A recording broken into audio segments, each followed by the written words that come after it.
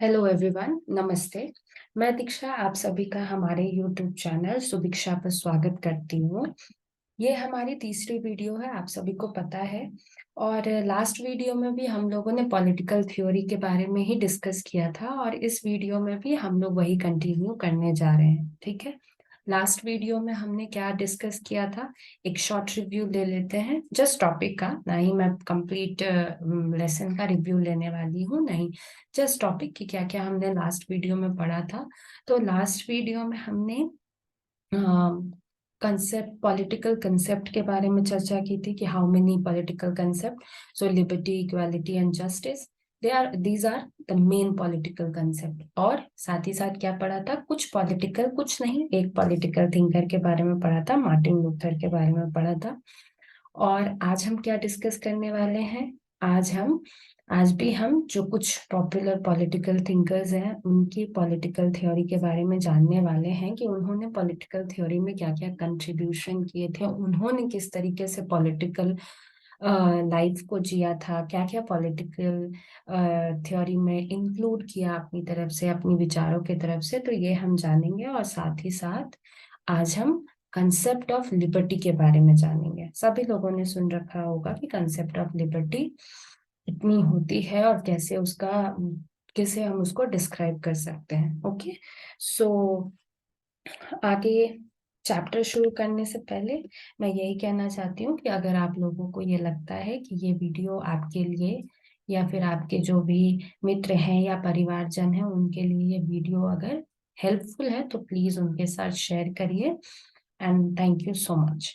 और अब हम लोग अपने लेसन को स्टार्ट करेंगे। तो जैसे मैं आप लोगों को बता चुकी हूँ कि आज हमारा टॉपिक पॉलिटिकल थ्योरी ही है। वन मोस्ट इम्पॉर्टेंट थिंग कि आज हमारा लिबर्टी जो है वो कंप्लीट हो जाएगा। नेक्स्ट वीडियो में हम इक्वालिटी के बारे में पढ़ने वाले हैं, ठीक है। Let's start. यस, जैसा कि मैंने आप लोगों को बताया कि हम कुछ पॉलिटिकल थिंकर्स के बारे में भी बात करेंगे। तो liberty of concept of liberty के बारे में जानने से पहले हम पॉलिटिकल थिंकर्स के बारे में जानते हैं कि उन्होंने किस तरीके से पॉलिटिकल थ्योरी में खुद के थॉट्स के थ्रू कंट्रीब्यूशन किया। तो ये जो है ये है स्पिनोजा। ये one of the most popular political thinker है, ठीक है। हम बहुत सारे पॉलिटिकल थिंकर के बारे में पढ़ेंगे, उसमें से ये एक है। तो स्पिनोजा जो है उनका जन्म कब हुआ था, यहाँ पे मैंने मेंशन किया है नाम के बगल में, 1623 में। और उनकी मृत्यु कब हुई थी, 1677 में, ठीक है। अब बात करते हैं कि वो कौन थे और उन्होंने क्या क्या चीजों के बारे में हमें बताया और कौन सी बुक की रचना की। तो स्पिनोजा जो है वो एक रैशनलिस्ट थे। तो हम लोग जानते हैं कि रैशनलिस्ट क्या होता है, तर्कवादी। तर्कवादी का मतलब क्या है कि जो लॉजिक बेस्ड चीजों पे ध्यान दे, जैसे कि हम मैथ्स के बारे में पढ़ते हैं तो it's completely depends on logic, we know about that. या हम फिजिक्स में बहुत सारे हमारे पास लॉजिक होते हैं, कंसेप्ट होते हैं। तो वो जो थे वो कंसेप्ट्स पे, लॉजिक्स पे ज्यादा ध्यान देते थे, ठीक है। वो क्या करते थे, वो रैशनलिस्ट थे, इसीलिए वो कंसेप्ट पे और लॉजिकल बेस्ड थे, चीजों पे ज्यादा क्या करते थे, ध्यान देते थे। आगे चल के हम ये भी पढ़ेंगे कि वो भगवान को भी उसी तरह से देखते थे। उनका क्या मानना था ये यहाँ पे लिखा हुआ है। He believed that God is the sum of natural and physical laws of the universe। क्या है इसका मतलब, इसका मतलब ये है कि उनका मानना ये था कि ईश्वर जो है, भगवान जो है, वो ब्रह्मांड के यानी कि यूनिवर्स के जितने भी प्राकृतिक यानी जो नेचुरल चीजें हमारे एनवायरनमेंट में हमें दिखती हैं, ठीक है। वो चाहे आप वेदर से उसे कनेक्ट कर लें, या हमारा जो एनवायरनमेंट है, नेचर कह सकते हैं, पेड़ पौधे, जानवर, इंसान, पक्षी, वो नेचुरल चीजों में यही सारी चीजें आती हैं। And physical laws, physical laws यानी कि भौतिक नियम। भौतिक नियम यानी मैंने आपको पहले ही बताया कि फिजिक्स में बहुत सारी कंसेप्ट्स हैं, बहुत सारे लॉजिक बेस्ड थिंग्स हैं, फिजिकल लॉज हैं, बहुत सारे लॉज हैं, हमें पता है न्यूटन का लॉ है, और भी बहुत सारे लॉज हैं। तो उस लॉज पे जो ब्रह्मांड के ईश्वर क्या है, ब्रह्मांड के प्राकृतिक और भौतिक नियमों का योग है, यानी कि इन दोनों का सम है। जो संसार में प्रकृति है, जो ब्रह्मांड में प्राकृतिक चीजें हैं, जो फिजिकल भौतिक भौतिक नियम है, उनका योग है। यानी कि उन दोनों को अगर मिला दिया जाए, नेचुरल सब्सटेंसेस और फिजिकल लॉज को, तो भगवान की उत्पत्ति होती है। भगवान वही है, उनका मानना ये है। ना कि निश्चित रूप से कोई व्यक्तिगत या कोई यूनिट एंटिटी या क्रिएटर नहीं है, जैसे उनका मानना ये है। अगर हम आसान शब्दों में बात करें तो उनका मानना क्या है कि भगवान जो है वो नेचुरल चीजें, नेचर में जो भी चीजें अवेलेबल हैं और जितनी भी फिजिक्स फिजिक्स की लॉज है हमारे पास, या मैथमेटिकल लॉज है, इन शॉर्ट हम कह सकते हैं जो भी हमारी फिजिकल लॉज है, उनका मिला हुआ जो योग है, जो सम है, वो गॉड है। वी कैन से दैट कि natural substances plus physical laws equals to God. Spinoza का मानना ये था, ना कि हम जैसे मानते हैं कि भगवान कोई इंडिविजुअल आइडेंटिटी है या क्रिएटर है, निर्माता है। ऐसा उनका मानना नहीं था। अब यहाँ पे एक क्वेश्चन क्रिएट हो जाता है कि क्या स्पिनोजा जो थे वो नास्तिक थे, क्योंकि जिस समय में स्पिनोजा थे 17th सेंचुरी में, उस समय के जो दूसरे पॉलिटिकल थिंकर थे, उनका मानना यही था कि स्पिनोजा जो है वो क्या है, नास्तिक है। वो भगवान में विश्वास नहीं करते, इसीलिए वो ऐसा कहते हैं या मानते हैं, पर ऐसा नहीं था। स्पिनोजा जो थे वो नास्तिक नहीं थे, वो भगवान में बिल्कुल विश्वास करते थे, लेकिन वो भगवान की आइडेंटिटी में विश्वास नहीं करते थे, वो भगवान को निर्माता नहीं मानते थे। जैसे हम एग्जाम्पल ले सकते हैं आर्य समाज का। आर्य समाज में क्या है, मूर्ति पूजा निषेध है, वो मूर्ति पूजा को नहीं मानते, राइट? नहीं मानते ना। हम लोगों ने पढ़ा है ना, दयानंद सरस्वती या जितने भी आर्य समाज के लोग हैं, या फिर जो भी आर्य समाज के ऑर्गेनाइजेशन है, या हम डीएवी स्कूल्स की बात कर ले, तो वहां पे मूर्ति पूजा नहीं की जाती, क्योंकि वो मूर्ति में भगवान है ऐसा बिलीव नहीं करते। स्वामी विवेकानंद भी मूर्ति पूजा के खिलाफ थे, वो भी नहीं मानते थे कि मूर्ति में भगवान का वास होता है। वो क्या मानते थे कि हम आप अगर अंतर ध्यान करें, अगर आत्मचिंतन करें, तो भगवान की पूजा वही है। भगवान उसी के थ्रू, हमारे ध्यान के थ्रू, मेडिटेशन के थ्रू क्या हो सकता है, हमारी भगवान से मुलाकात हो सकती है, या भगवान उसी के थ्रू मिलते हैं, ना कि मूर्ति पूजा। तो उसी तरीके से स्पिनोजा का मानना था कि नेचुरल सब्सटेंसेस जो हैं और जितने भी फिजिकल लॉज अवेलेबल हैं हमारे पास, वही भगवान है। उन्हीं का सम ही जो है वो भगवान है। ठीक है। पर इसका मतलब ये नहीं था कि वो नास्तिक थे, वो भगवान में विश्वास नहीं करते थे, वो एक पर्टिकुलर आइडेंटिटी में विश्वास नहीं करते थे। इंटिटी या क्रिएटर, निर्माता किसी को नहीं समझते थे। ठीक है। नेक्स्ट थिंग इज दैट, क्या है, स्पिनोजा का पॉलिटिकल फिलॉसफी जो है, या वी कैन से दैट जो थ्योरी जो है, वो किस पे डिपेंड करता है, तो मेटाफिजिक्स और मेथोडोलॉजी पे। जब भी हमने बात की इस बारे में कि मेथोडोलॉजी उनके पॉलिटिकल कंसेप्ट्स में इन्वॉल्व है, पॉलिटिकल फिलॉसफी में वो जोड़ रहे हैं मेथोडोलॉजी को, तो मेथोडोलॉजी का मतलब क्या होता है कि जो भी लोग भगवान पे विश्वास रखते हैं, जो भगवान को मानते हैं, भगवान से जो रिलीजियस चीजों से जुड़ी हुई चीजें हैं, जो हमारी विचारधारा है, उसको हम मेथोडोलॉजी बोलते हैं, राइट? तो वो मेथड, उनका जो पूरा पॉलिटिकल कंसेप्ट जो है, वो पॉलिटिकल फिलॉसफी जो उनके सिद्धांत है, वो मेथोडोलॉजी और मेटाफिजिक्स यानी डेप्थ ऑफ फिजिक्स हम कह सकते हैं। यानी भौतिक नियमों का जो गहराइयां हैं, उनका जो सम है।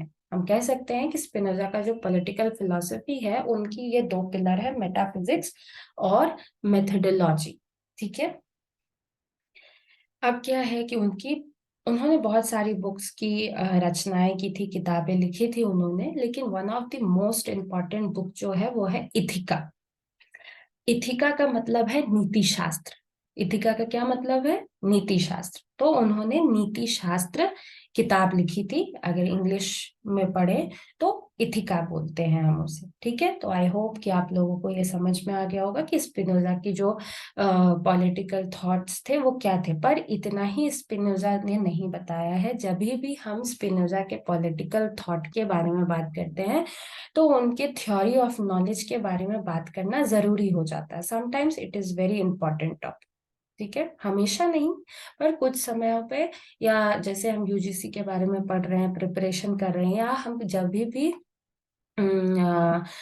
स्पिनोजा के बारे में पढ़ेंगे तो थ्योरी ऑफ नॉलेज जो है वो स्पिनोजा की बहुत बड़ी एक थॉट है, तो उसके बारे में पढ़ना जरूरी हो जाता है। तो स्पिनोजा का थ्योरी ऑफ नॉलेज क्या है? तो Spinoza claims in the Ethic to have shown that there are altogether three ways of knowing or forming ideas of things.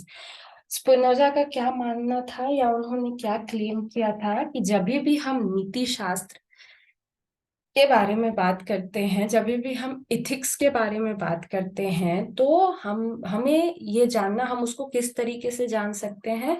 तो उसके लिए उन्होंने तीन रास्ता बनाया, या तीन आइडियाज को फॉर्म्ड किया उन्होंने, जिसके थ्रू हम क्या कर सके, इथिका यानी इथिक्स, जो बुक उन्होंने लिखी थी इथिका, वो इथिक्स पे थी, यानी नीति शास्त्र को कैसे हम जान सकते हैं। तो क्या है, तीन नीति शास्त्र को जानने का तरीका क्या है, या नॉलेज को जानने का तरीका क्या है?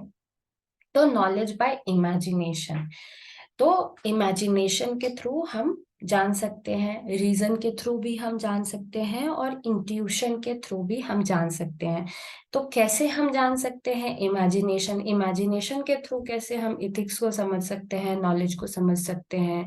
रीजंस में कौन से रीजंस आएंगे जो एप्लीकेबल होंगे ज्ञान को जानने के लिए? यहाँ पे ज्ञान का मतलब है इथिक्स को जानने के लिए, नीतियों को जानने के लिए। ठीक है, और इंट्यूशन को कैसे समझ सकते हैं?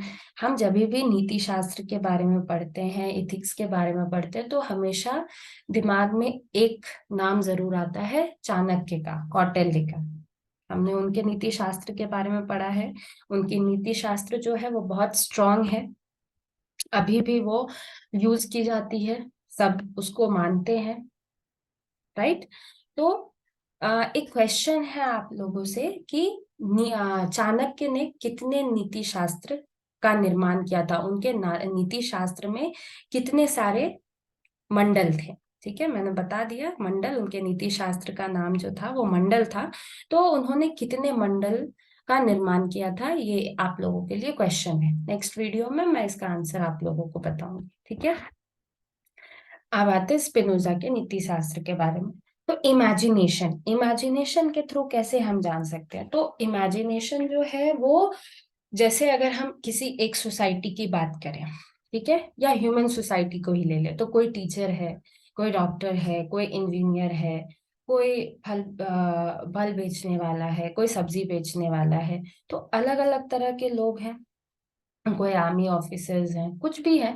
तो अगर हम किसी भी पॉइंट के बारे में बात करें, राइट, या अगर अभी नाउ अडेज हमारे पास बहुत सारे टॉपिक हैं, पॉलिटिकल टॉपिक ही हम ले लें, न्यूज में हम इतने सारे चीजों के बारे में जानते हैं, इलेक्शंस हैं, कोविड है, बहुत टेक्नोलॉजी के बारे में बात कर ले, कुछ भी। तो अगर एक टॉपिक को उठा के हम ये जो इतने सारे सोसाइटी, इतने सारे लोग, इतने सारे अलग अलग प्रोफेशंस के लोग हैं, अगर उनके बीच एक टॉपिक रख दिया जाए, तो वो अपने जो जो जितनी उनके पास जानकारी होगी उसके हिसाब से तो वो बोलेंगे ही बोलेंगे, साथ ही साथ वो अपने तरफ से इमेजिनेशन भी जोड़ने लगेंगे। इमेजिनेशन मतलब ये हो सकता है, ऐसा होना चाहिए, ऐसा करना चाहिए।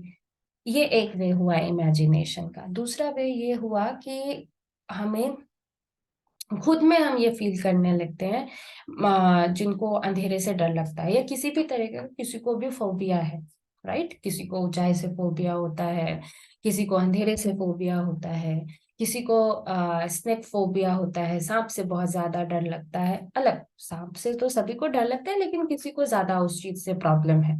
तो जब फोबिया की बात करें तो ये क्या है, फोबिया क्या है, हम इमेजिन कर लेते हैं, अंधेरे से डर लगने के बारे में बात करें तो हमें ये इमेजिनेशन हम करने लगते हैं कि अंधेरा हुआ तो अंधेरे में कोई है, या कोई अगर हमें किसी और चीज से डर लग रहा है, हमारी मेंटली पीस को कोई डिस्टर्ब कर रहा है, अगर हम बहुत ज्यादा सोचने लगते हैं तो भी हमारी इमेजिनेशन शुरू हो जाती है कि ऐसा हो सकता है, ऐसा वो हो सकता है, ऐसा कर सकते हैं लोग, लेकिन अलग अलग चीजों को मन में ध्यान में आना शुरू हो जाता है, हम डाउट्स करना शुरू कर देते हैं। तो ये क्या है, इमेजिनेशन है। इमेजिनेशन ऐसे ही ये है नॉलेज बाय इमेजिनेशन। तो अब इसका गॉड से क्या लेना देना है, स्पिनोजा इसको बोल के क्या बताना चाहते हैं फिर। तो इसका एग्जाम्पल हम ले लेते हैं, कोई हम जो है स्पिनोजा जो है वो किस चीज पे, किस चीज को मानते थे, किसी क्रिएटर या किसी एक पर्टिकुलर इंडिविजुअल आइडेंटिटी को नहीं मानते थे, तो ये उनकी इमेजिनेशन थी, राइट। आर्यधर्म मूर्ति को नहीं मानता, वो सिर्फ अंतरात्मा के ध्यान को या मेडिटेशन को, उस चीज को मानते हैं, तो ये उनकी इमेजिनेशन है।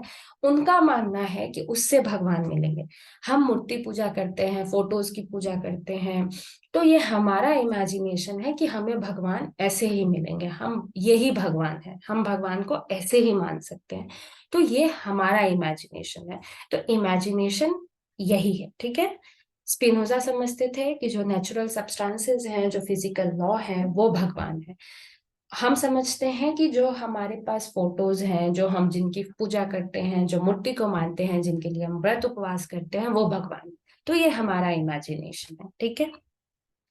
दूसरा चीज जो है, जो रीजन बेस्ड है। रीजन बेस्ड कैसे, तो रीजन बेस्ड जैसे ये हुआ, ये लॉजिक, फिजिक्स, क्योंकि वो फिजिकल लॉज में बिलीव करते थे, मैथ्स और फिजिक्स के थिंग्स को मानते थे। तो क्या है कि ट्रायंगल का 3 एंगल है, ये किसी ने हमें बताया नहीं है, ये थ्योरी बहुत पहले आ चुकी है। जिन्होंने बताया, ऑफ कोर्स किसी ने बताया है, लेकिन ये रीजन आज तक फॉलो हो रहा है। आर्किमिडीज फॉर्मूला आज तक फॉलो हो रहा है। पाइथागोरस थ्योरम आज तक फॉलो हो रहा है। यानी किसी एक ने इन्वेंट कर लिया और उस रीजन को सबने मान लिया, तो ये रीजन के थ्रू हम समझ सकते हैं, ठीक है। इंस्टीट्यूशन क्या है, इंट्यूशन क्या है, हम मनोवैज्ञानिक यानी साइकोलॉजिकली, मेंटली तौर पे कैसे किस चीज को समझ रहे हैं, राइट।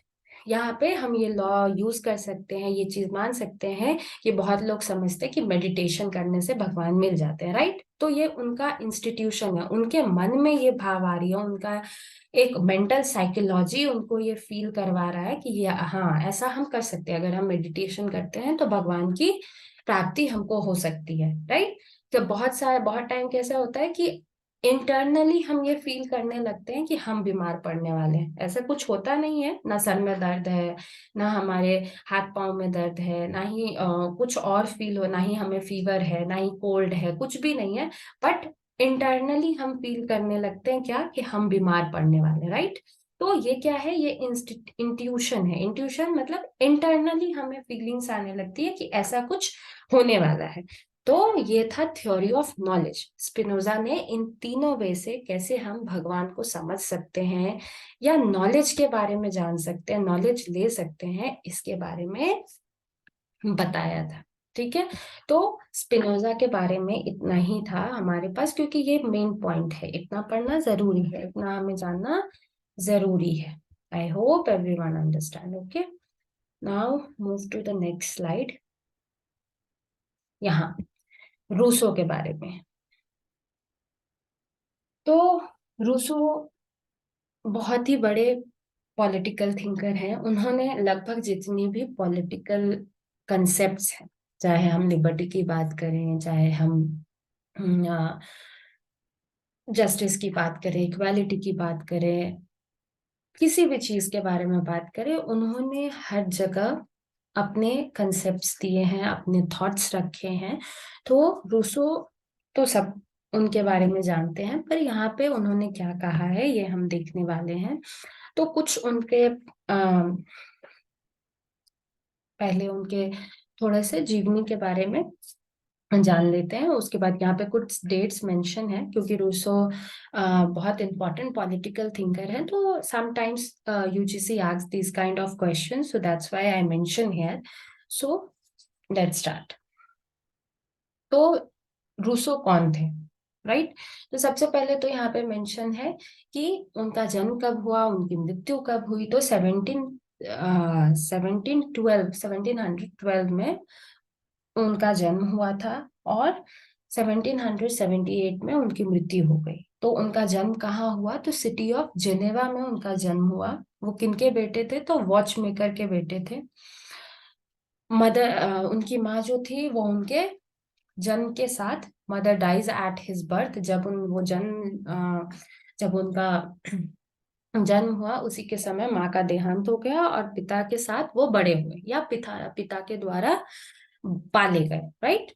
उनके किसी भी तरह की उनकी कोई भी फॉर्मल एजुकेशन नहीं मिला था, जैसे स्कूल्स जाते हैं बहुत सारे लोग, या और भी, या घर में ही ट्यूटर आते थे, तो ऐसा कोई भी उनको इस तरीके से उनका कोई भी शिक्षा नहीं हुआ था। ठीक है।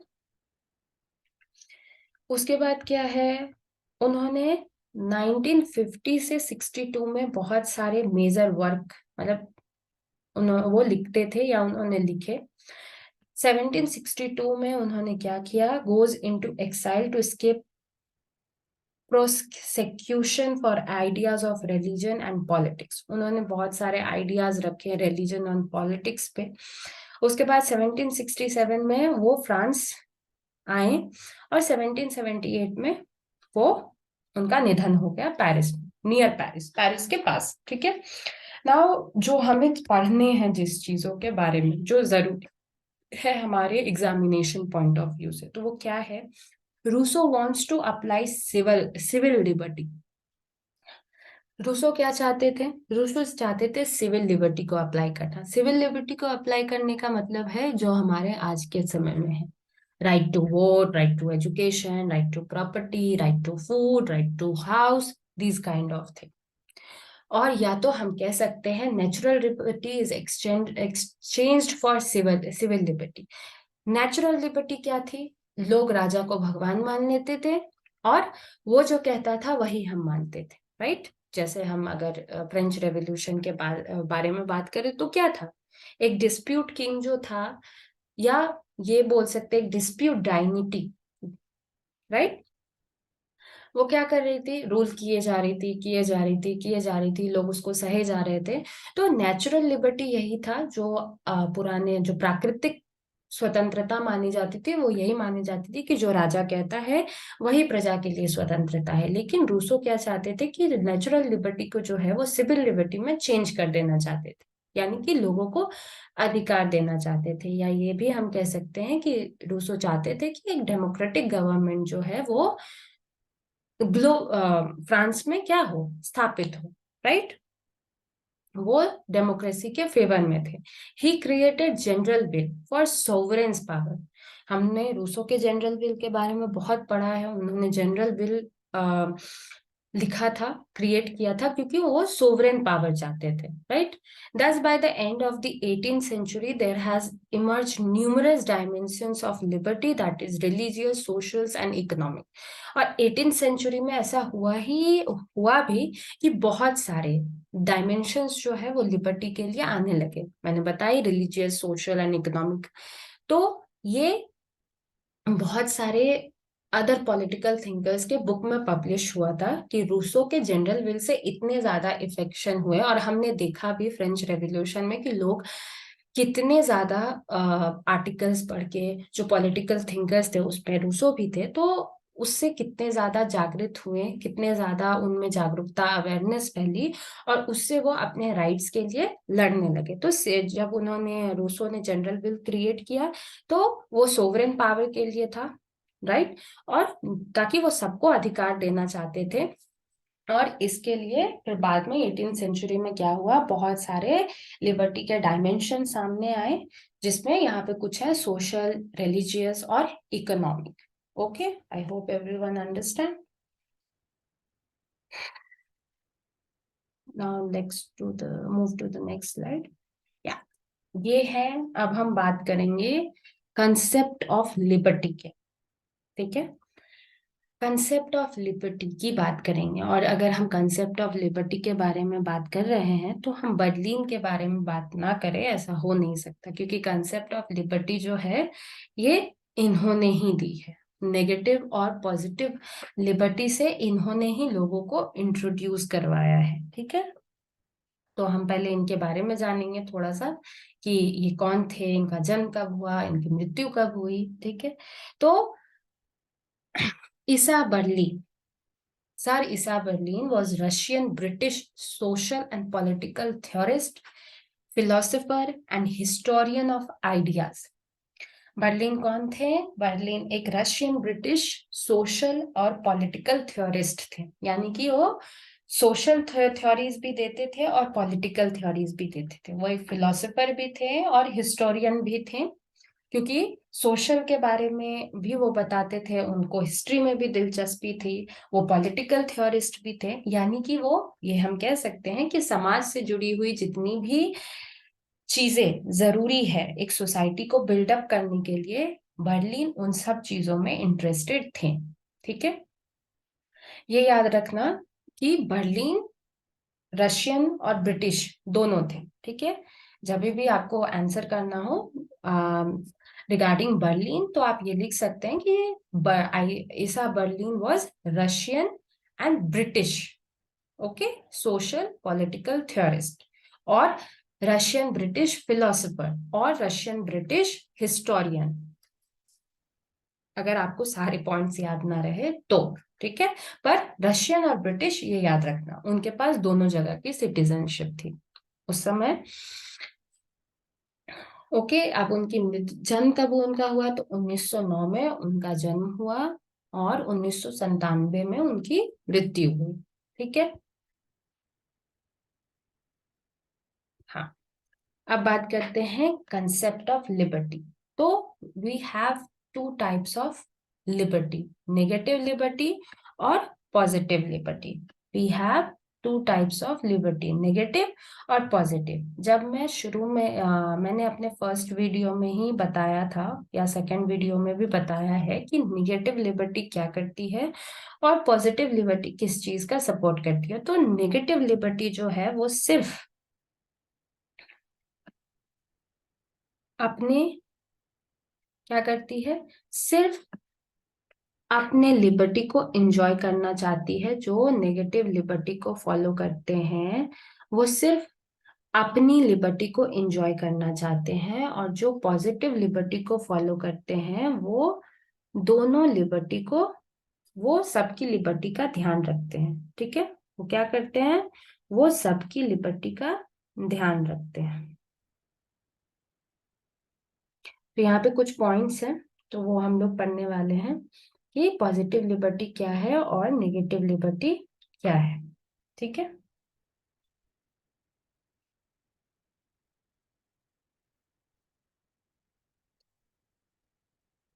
नेगेटिव लिबर्टी से स्टार्ट करते हैं। It defines and defends the areas of individuals life where no external authority can interfere.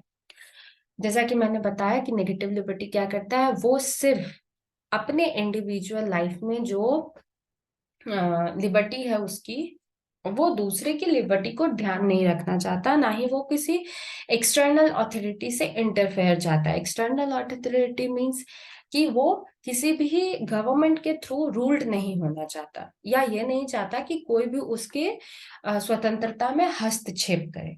ठीक है, बट अगर हम पॉजिटिव लिबर्टी की बात करें तो वो वही क्या करता है कि it defines the areas of society where an individual can be free with some constraints and made by the society and the government। वो क्या करता है कि वो सबकी स्वतंत्रता का ध्यान रखते हुए फिर अपनी स्वतंत्रता को क्या करता है, इंजॉय करता है, अपने फ्रीडम को इंजॉय करता है। वो गवर्नमेंट की बातों का भी ध्यान रखता है, सोसाइटी के भी बातों का ध्यान रखता है, गवर्नमेंट द्वारा जो गवर्नमेंट के थ्रू जो रिस्ट्रिक्शंस लगाए गए हैं, कॉन्स्टेंट्स लगाए गए हैं, उनको भी फॉलो करता है। लेकिन नेगेटिव लिबर्टी में ऐसा कुछ भी नहीं होता।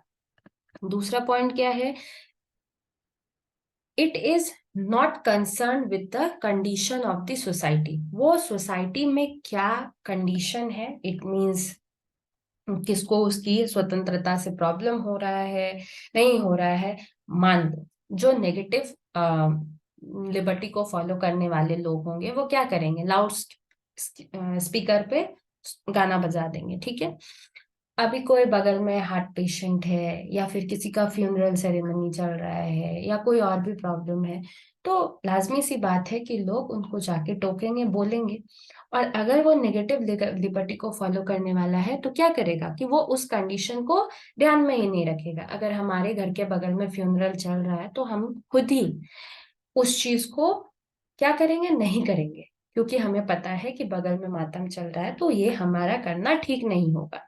लेकिन अगर वही हमें अपनी सिर्फ स्वतंत्रता को एंजॉय करना है, मनाना है, अपनी खुशियों का ध्यान रखना है, दूसरे कुछ भी करे उससे हमें कुछ लेना देना नहीं है, तो हम क्या करेंगे, हम अपने काम को करते रहेंगे, पार्टी करेंगे, एंजॉय करेंगे, गाने बजाएंगे, डांस करेंगे, कुछ भी कर सकते हैं, राइट। तो इसीलिए है कि it is not concern with the condition of the society. सामाजिक गतिविधियों से उन्हें कोई लेना देना नहीं है, उसके लिए वो कोई भी सहानुभूति या कंसर्न नहीं रखते, ठीक है। पर वही पॉजिटिव लिबर्टी में क्या है, it is concern with the enabling condition of the society. वो इस चीज का ध्यान रखते हैं कि सोसाइटी की क्या डिमांड है, वो कैसे कंडीशन में है, हमें क्या करना चाहिए, नहीं करना चाहिए, तो वो सब चीजों को ध्यान में रखते हुए अपनी स्वाधीनता को क्या करते हैं, समझते हैं, उसे उसका उसके दायरे में ही रह के वो सब कुछ करते हैं, ठीक है। It is concern with the explaining of ideas freedom form.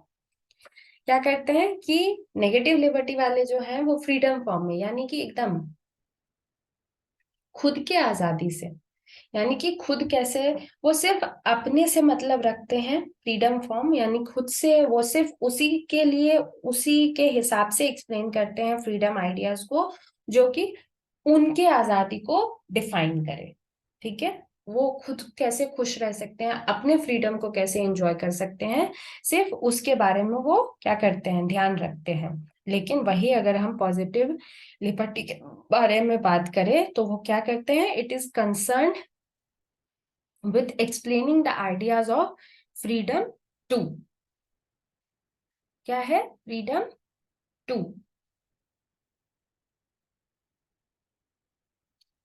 वो सबकी स्वतंत्रता का व्याख्या करते हैं, सबकी स्वतंत्रता का ध्यान रखते हैं, ठीक है। वो क्या करते हैं, सबकी स्वतंत्रता का ध्यान रखते हैं। लेकिन जो नेगेटिव लिबर्टी वाले होते हैं वो सिर्फ अपनी स्वतंत्रता का ध्यान रखते हैं, उसके बारे में व्याख्या करते हैं, उन्हें दूसरों के स्वतंत्रता से कोई लेना देना नहीं है, ठीक है। नेक्स्ट पॉइंट क्या है, the areas come into the personal domain of the individual. इसका मतलब क्या हुआ कि उनके अंदर में वही एरियाज आता है जो उनके पर्सनल डोमेन है, यानी कि जो उनकी अपनी इंडिविजुअल हमारी जो जरूरतें हैं, वो सिर्फ सेल्फिश होके खुद के बारे में सोचते हैं, उन्हें दूसरों से कोई लेना देना नहीं है। बट उनके लिए क्या है कि this are comes into social domain of the individual, लेकिन वो सोशल डोमेन में आते हैं, वो सब जितने भी लोग सोसाइटी में हैं, हमारे समाज में हैं, हर एक लोग उनके बारे में सोच के अपने कामों को करते हैं। तो वो क्या है कि वो निस्वार्थ भाव से जीते हैं, जो पॉजिटिव लिबर्टी वाले हैं। लेकिन जो नेगेटिव लिबर्टी वाले हैं वो स्वार्थी होके जीते हैं, उन्हें इससे कोई मतलब नहीं कि सामाजिक गतिविधियों में क्या चल रहा है। More negative liberty leads to more freedom. जो ज्यादा नेगेटिव लिबर्टी को मानते हैं वो ज्यादा आजादी चाहते हैं, यानी कि उन्होंने किसी का खून कर दिया तो वो खून माफ हो जाना चाहिए, क्योंकि जिनका उन्होंने खून किया वो उनकी आजादी में हस्तक्षेप कर रहे थे, इंटरफेयर कर रहे थे, इसीलिए उन्होंने खून कर दिया। तो जो ज्यादा नकारात्मक स्वतंत्रता को मानते हैं वो क्या करते हैं, वो ज्यादा आजादी, ज्यादा स्वतंत्रता की डिमांड करते हैं, ठीक है। और more positive liberty checks excess of freedom to an individual which could be an obstruction for the social stability। लेकिन जो पॉजिटिव लिबर्टी वाले होते हैं वो क्या करते हैं कि वो सोशल जो स्टेबिलिटी है उसको ध्यान रखते हुए ही किसी भी काम को करते हैं, ठीक है। वो क्या करते हैं, वो उसको ध्यान रखते हुए किसी काम को करते हैं। जब भी हम लिबर्टी के बारे में पढ़ते हैं और नेगेटिव और पॉजिटिव लिबर्टी के बारे में डिफाइन करना होता है तो पॉजिटिव नेगेटिव लिबर्टी में हमेशा फ्री वर्ड आता है, ठीक है। फ्री का मतलब है without any restriction, without any bonded things. हम जो है अपनी स्वतंत्रता, अपनी आजादी को मान सकते हैं। ठीक है। फ्री का मतलब है बिल्कुल स्वतंत्र, विदाउट एनी रिस्ट्रिक्शन।